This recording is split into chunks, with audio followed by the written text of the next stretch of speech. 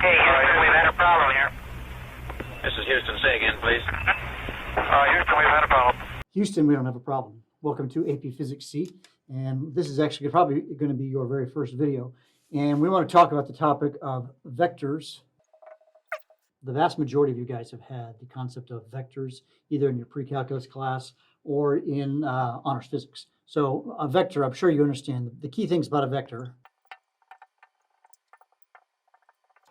is that a vector has magnitude and direction, and a scalar only has magnitude.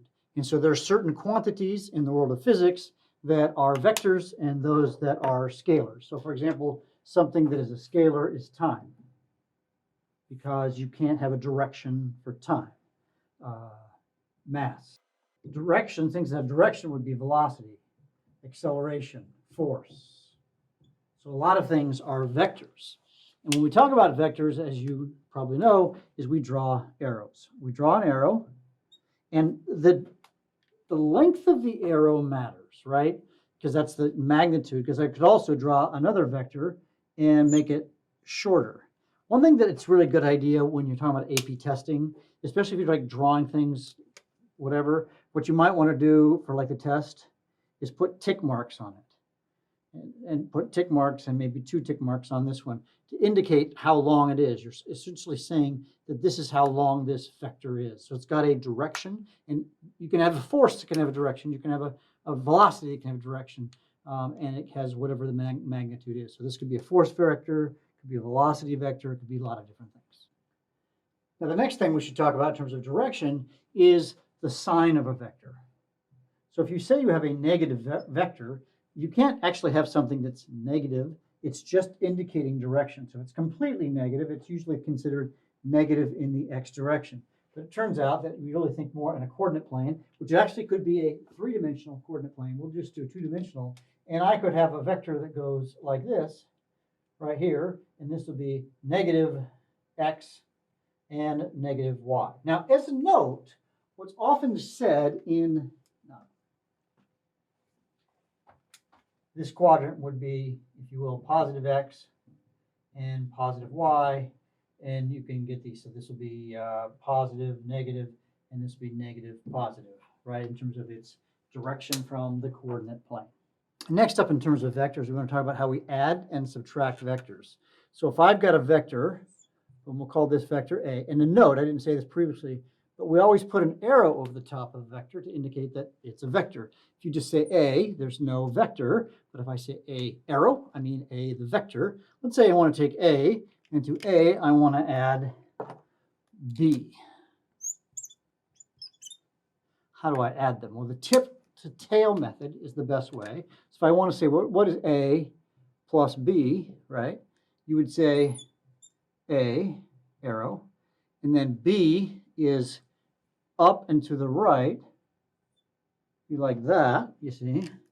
And the addition is going to be the vector that goes from the beginning to the end. Now, as a note, A plus B is the same thing as B plus A. Because if I would have drawn B this way, this is B, right?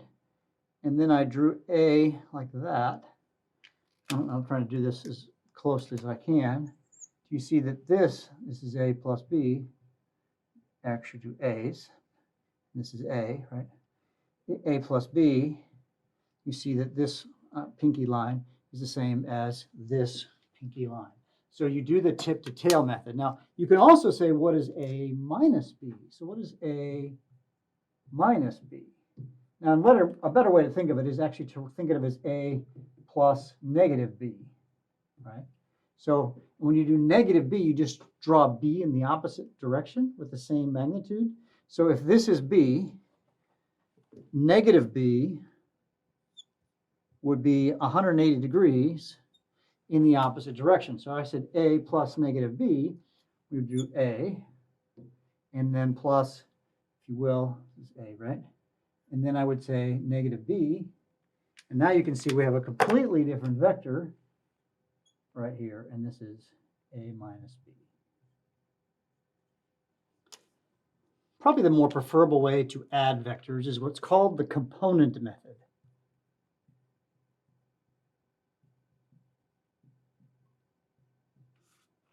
So let's be more precise. Let's say that I have a vector that is this one, and this will be A. And let's give it a magnitude. Let's say that A has a magnitude of, 16 newtons. And the angle, as a side note, the angles are given typically in degrees from the 0 mark. Think of it like a unit square. And so that might be, 110 degrees. All right, so that's A. And then we're going to add to it B, and that's 16 newtons in length. To B, we're going to add B right here. Let's say that this is 20 newtons, but the angle here, let's say, is 280 degrees. So what we can do is we can think of this like an XY plane, SOHCAHTOA, all that business, okay? So it turns out when you're doing this, what I can do, let me think of how. So for A, what we can do is we can break it down into the X and the Y. Now, before I jump into solving for the X and the Y, what they oftentimes will say is they're going to call this I and J. If you have a Z component, which we don't in this case, that'll be K. I'll show what that means in just a second. So keep that in mind. It's a very common thing that happens in AP physics land. And what I've got is I've got A, if you will, X, which is this component here, right, is going to be 16 cosine 110. Now you say, wait a second, I could kind of figure out, well, this is 180, so that makes this is 70 degrees, that's 20 degrees. You can figure that out, but to make your life easier, if you just realize that the X component is cosine and the Y component is sine, if you use the full degree in the unit circle, it'll solve a lot of problems. So if I take 16 cos 110, it's actually going to give me the correct sign too, which is pretty nice. It's going to say this is negative 5.5. That's important because it's X is in the negative direction, right? And then this will be 16 sine 110. So it makes it easier in terms of the sign. So if I do 16 sine 110, and I get 15.0. Okay? And then for B, same thing. I would just say now, in this case, it'd be 20 cos 280. Now this one should be positive, positive, right? And this will be 20 sine 280. Actually, not positive, negative. It'd be positive and then negative. That makes sense, yeah. So I get 19.7. Now let's talk about this I and that J. We could say that A is this. Sometimes it's written like this. You would say negative 5.5 I, comma, 15J, where the I represents X and the J is Y. And this will be 3.5 I, comma, negative 19.7J. So now if I want to add them up, we simply add up the I's and we add up the J's.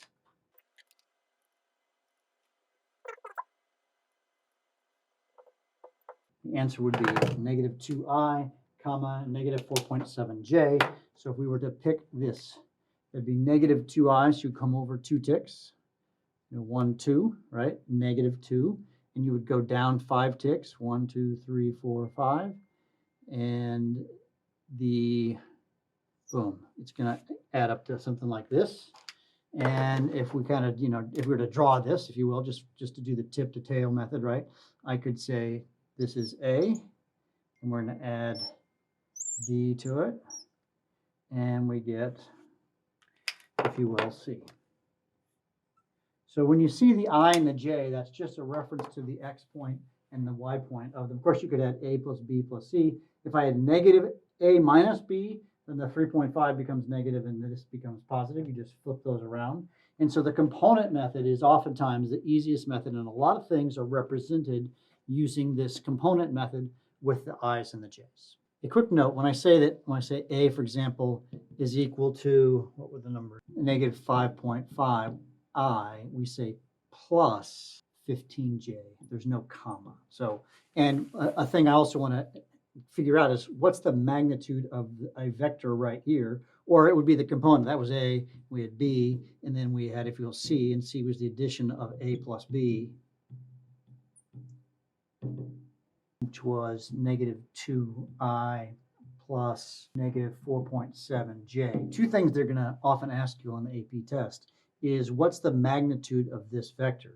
And so again, if you think about this, this is your X component and your Y component, right? If I was to draw this, your X component is negative 2 and then down 4.7. This is your vector. It's asking for this. So you can use Pythagorean theorem. You can say 2, negative 2 squared. Now, careful with that, plus negative 4.7. It's quantity squared, right? And then you play the square root of C. And so when I'm typing this into my calculator, I'm actually, because I know that's the square of a negative sign, in my head, I'm not typing in the negative because sometimes that messes things up. So I'm just going to say 2 squared plus 4.7 squared, and then take the square root of that, right? And so that's going to be 5.1. So that's the length of this. But we also want to know what's the angle. So the angle, you can actually just memorize this. If you want to just do it completely in the entire thing, it's always going to be tan negative 1 of y over x. So in the y is the j over this. So you can say tan negative 1 of negative 4.7. Now that it does matter. Over negative 2. And I get 67 degrees. Now what that's actually giving you is it's from this point right here. So we would add 180 to that, 5 degrees. So make sure that you understand that you can find this, and I think you probably know that, but oftentimes you want to get the angles. And you may want to just do, hey, I've got this and this, I can figure out what the angle is. And then you can also use notation we talk about. You can say this one would be this direction is west, so west of south, 67 degrees, west of south, and it would be whatever the magnitude was, 5.1. So you can do this, or you can just say 5.1, I think it was newtons, at 245 degrees. So there you have it. The first part of learning about vectors.